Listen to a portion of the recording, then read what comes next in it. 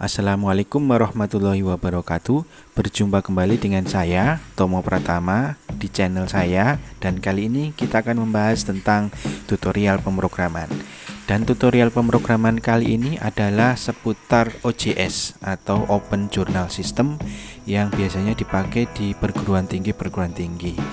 Mungkin ada di antara kawan-kawan yang mengalami hal yang serupa, yaitu mengalami error di aplikasi jurnalnya, terutama mungkin setelah proses restore aplikasi dari insiden kebakaran di gedung server di Jakarta satu bulan yang lalu, ya, akhir tahun 2021, di mana banyak sekali website yang down, ya, ratusan ribu, ya. Saya pengguna salah satu web hosting, rumah web, itu mengalami error hampir 200.000 website, ya, belum di tempat yang lain, ya. Mungkin di tempat yang lain juga ada yang mengalami hal yang sama, tetapi mungkin berbeda jumlahnya. Nah, ketika sudah restore selesai, mungkin masih ada sedikit error di sana, ya, ini tidak bisa diakses dan sebagainya untuk beberapa aplikasi. Nah, kali inilah saya akan membahas tentang bagaimana jika aplikasi jurnal OJS yang ada di tempat kerja kawan-kawan atau di kampus kawan-kawan mengalami error, itu bagaimana caranya. Nah, simak tutorial ini. Baik, langsung saja kita mulai. Kebetulan saya bekerja di Stikes Baharul Ulum, dan di sini saya akan mereload, ya, halaman jurnal ini, dan ternyata hasilnya adalah HTTP 500 error, ya, atau HTTP error 500, di mana di sini terjadi kesalahan di internal server. Banyak forum yang sudah membahas ini, tetapi saya ikuti tidak satupun yang berhasil, ya, tidak satupun yang berhasil. Nah, maka tutorial ini saya buat. Nah, jadi apa yang harus dilakukan jika mengalami hal seperti ini? Yang harus dilakukan yang pertama adalah rubahlah atau cek versi PHP saudara-saudara, ya. Jadi versi PHP yang digunakan di dalam jurnal itu apa, begitu, ya. Nah, ini kebetulan untuk jurnal Stikes BO ini menggunakan versi PHP 7.4. Nah, artinya apa? Artinya versi PHP ini terlalu tinggi untuk OJS versi 3, ya. Versi 3 awal tuh menggunakan versi 5.6 PHP-nya. Nah, ini 7.4 ketinggian, dan ini harus diturunkan ke versi yang 5.6. Kita klik, kita ganti ke 5.6. Oke, sudah berhasil menjadi 5.6. Kemudian kita cek, ya, kita ceknya di mana? Ya, kita buka aja untuk file index, ya, di dalam jurnal itu. Kita edit, kemudian kita cek di sini versi PHP-nya, ya. Nah, ini hanya untuk ngecek saja, ya. Ini nggak usah dilakukan juga nggak apa-apa, ya. Ini hanya untuk ngecek apakah versinya sudah di 5.6 atau belum. Gitu. Jadi versi PHP-nya sudah 5.6 berdasarkan hasil, ya, echo dari PHP info. Ya, kita uncek lagi. Ini cara ini adalah yang direkomendasikan atau yang disampaikan di dalam forum-forum. Jadi menurunkan versi PHP itu sudah saya coba, dan ternyata hasilnya masih tetap 500 error. Nah, jadi apa yang terjadi? Nah, maka ikuti tutorial ini. Berikutnya apa yang harus dilakukan? Yang harus dilakukan berikutnya, kita cek yang namanya di dalam folder change, ya, di lib, kemudian PKP, kemudian classes, ya, kemudian change.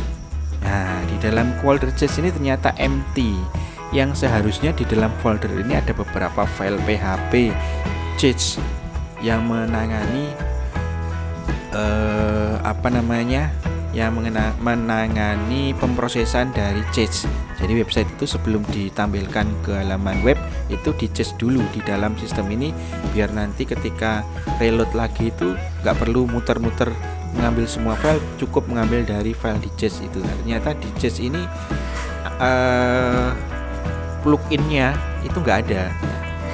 Kenapa nggak ada? Nah, ini saya cek di sini ini di backupan saya, ya. Backupan saya ini ternyata di folder lib PKP classes change itu ada filenya, ini ada sekitar 6 file ini.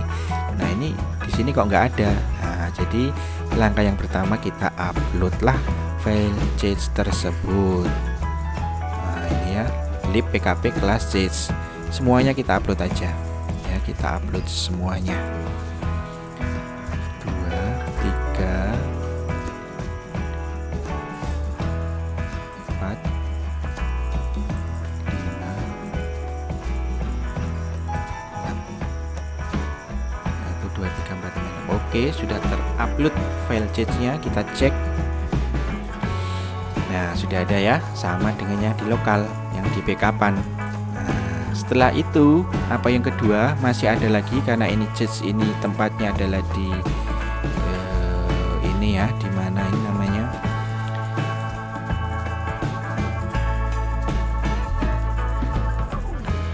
Nah, di folder di root ya, di folder di root itu juga ada folder yang namanya change.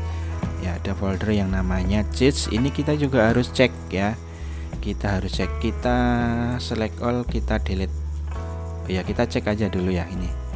Nah, di sini kan hanya berisi FC jurnal dan sebagainya, nggak ada folder T-compiler. Nah, kalau ini boleh dihapus semuanya, tapi harus menyisakan folder T-compiler ya. Jadi ini ada satu folder yang missing ya, yang missing yang harus kita buatkan. Kita buat saja folder T-compile ya, T-compile. Oke, ini T-compile ya. Oke. Kemudian bisa dihapus kecuali foldernya ini. Kita delete. Oke. Kita cek apakah sudah berhasil. Ya.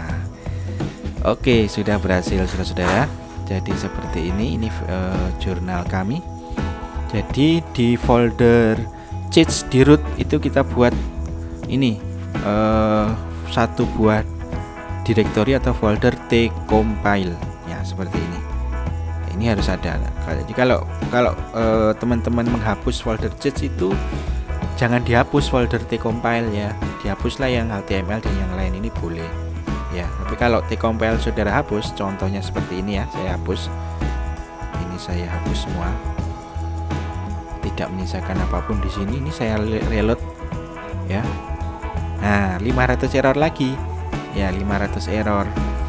Meskipun kita sudah upload yang ini change plugin untuk menangani change sudah kita upload, tapi tetap 500 error. Kenapa? Karena dia tidak ada fungsi untuk meng-create folder di sini ya, meng-create folder di sini tidak ada. Nah, jadi kita reload lagi ya. Ya ini, jadi folder T-compilernya nggak ada. Kita buat lagi T-compile. Nah, seperti ini. Nah, kalau sudah seperti ini kita reload, dia akan muncul. Nah, seperti itu. Nah, jadi penting ya di sini folder T-compile ini.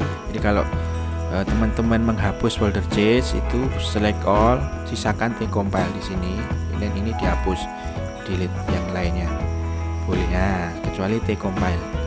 Kita reload lagi, dia masih tetap ada dan dia akan buat change yang baru di sini. Nah, begitu teman-teman.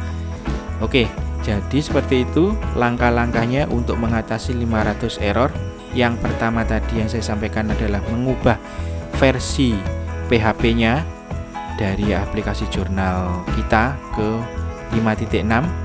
Kemudian yang kedua adalah kita mengupload file ini ya, change yang ada di dalam lib pkp, di dalam folder lib pkp classes change. Ini semuanya kita upload karena ini yang menangani change. Ini yang hilang ya, nggak tahu kenapa di hasil restore kemarin dari aksiden kebakaran itu ini nggak terinclude ya, atau mungkin karena ada kata-kata change ini ya nggak terinclude atau gimana, saya kurang paham. Tapi yang jelas ini nggak terinclude. Nah, kita ambil aja folder change dari backupan kita ya, atau dari aplikasi bawaannya enggak apa-apa ya. Tapi ini dari backupan saya, change ini ada, jadi saya upload ke folder lib pkp di sini ya, lib pkp classes, kemudian tadi di apa ya, Jets. Nah, kita upload di sini. Setelah itu kita buat folder tcompiler di root. Ya, di Jets ini ada banyak file-file Jets, hasil Jetsnya web ke sini ditulis di sini. Tapi jika tidak ada, itu kita buat folder tcompile. Ya, t_compile seperti ini. Setelah itu tiga hal itu sudah kita lakukan, kita refresh jurnal kita dan akhirnya selesai. Jadi kesimpulannya, kenapa terjadi 500 error ketika mengakses OJS ini adalah karena proses menggenerate Jets ini terjadi masalah. Di mana masalahnya? Yang pertama masalahnya adalah di plugin atau script ya, script untuk membuat Jets ini tidak ada di folder libpkp classes. Yang kedua adalah di root folder Jets, di root webnya juga tidak ada folder tcompile-nya. Nah, jadi dibuatlah folder tcompile, itu yang kedua. Dan jangan lupa yang pertama, versi PHP-nya diturunkan ke versi PHP 5.6 untuk yang OJS versi 3 ya, 3 berapa ini ya, itu tergantung versi saudara-saudara. Mungkin saudara ada yang menggunakan yang versi lebih tinggi OJS-nya ya. Jadi seperti itu ya cara mengatasi 500 error. Baik, sekian tutorial kali ini dan semoga bermanfaat. Terima kasih atas perhatiannya. Jangan lupa like dan subscribe jika video saya ini bermanfaat, agar saya juga semangat untuk mengupload konten-konten tutorial pemrograman berikutnya. Selain konten tentang tutorial pemrograman, saya juga mengupload konten tentang musik hasil ciptaan saya. Teman-teman bisa melihat di video saya di bawah ada sekitar 13 lagu hasil ciptaan saya di channel ini. Teman-teman bisa melihatnya di playlist atau mungkin juga di upload di video. Di sana ada lagu-lagu hasil ciptaan saya. Oleh sebab itu, teman-teman jangan lupa untuk subscribe dan like di channel saya ini agar teman-teman mendapatkan notifikasi tentang video-video tutorial pemrograman dan juga video musik saya berikutnya hanya di channel saya. Terima kasih atas perhatiannya. Sampai ketemu di konten saya berikutnya. Dan semoga sehat selalu dan kesuksesan selalu menyertai teman-teman semuanya. Terima kasih atas perhatiannya. Wassalamualaikum warahmatullahi wabarakatuh.